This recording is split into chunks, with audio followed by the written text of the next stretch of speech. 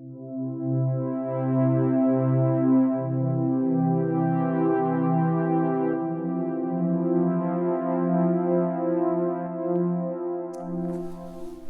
some thoughts for today, this Remembrance Sunday. What the heck is going to happen now?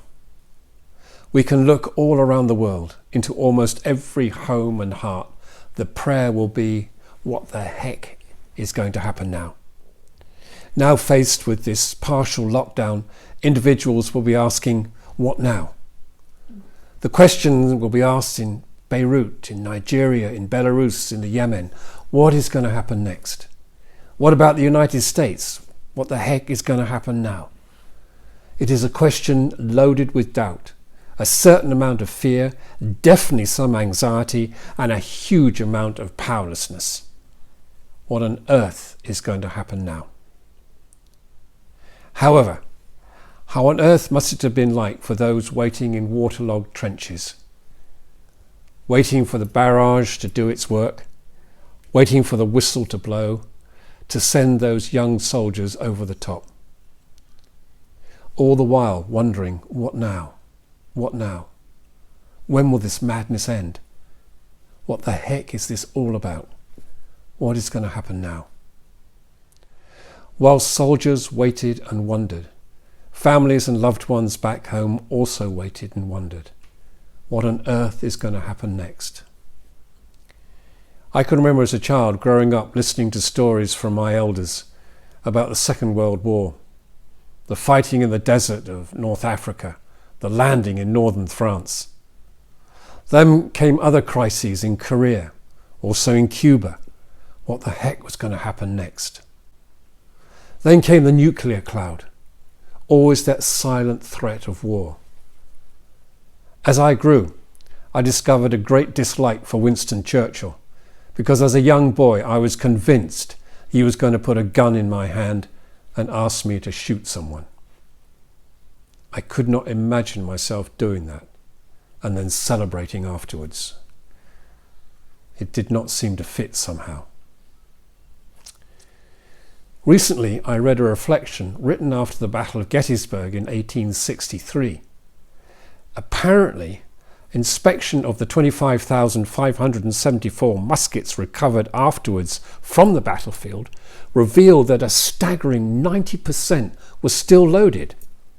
Some 12,000 muskets were double loaded, and half of those more than triple. One rifle had 23 balls loaded in the barrel. Obviously, loading a gun is the perfect excuse not to shoot it. Whenever the officer came by, the soldier was busy loading the musket to give the impression he is also shooting as well. As you aim your weapon, the unsettling truth is that at each end of the rifle, men were indeed the same. George Orwell wrote in his Spanish Civil War classic, Homage to Catalonia, "In this war, everyone always did miss everyone else, when it was humanely possible." Today, though, we give ourselves an opportunity to stand alongside those soldiers in their dugouts and trenches, those sailors in their ships and convoys, those airmen dodging searchlights, aiming for home, as they asked and prayed, what now? What the heck is this all about? The Jewish children holding hands, standing on a crowded platform, wondering, what now? What now? Lives that constantly lived with fear, with doubt, utterly powerless. We all know how easy it is to be wise after the event. But what our story from Jesus today is asking is that we should be wise before the event. That's not so easy.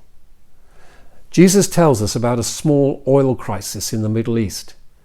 He tells us of 5 bridesmaids who are counted foolish because they were not prepared for what happened next.